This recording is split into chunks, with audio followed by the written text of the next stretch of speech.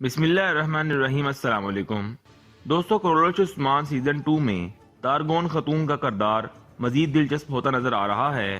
اور قسط نمبر 36 میں عثمان غازی تارگون خاتون سے نکاح کی بات کرتے نظر آتے ہیں۔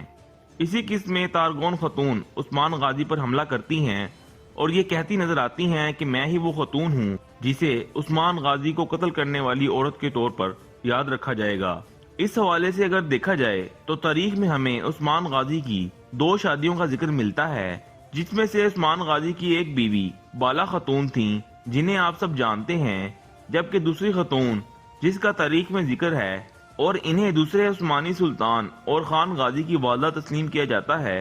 ان کا نام تاریخ میں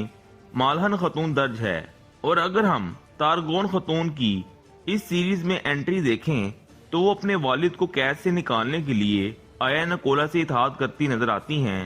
اور عثمان غازی کے خلاف ایک سازش تیار کرتی ہیں۔ تارگون خاتون کے والد ایک ترک سردار ہیں اور تاریخ میں مالہن خاتون کے والد کو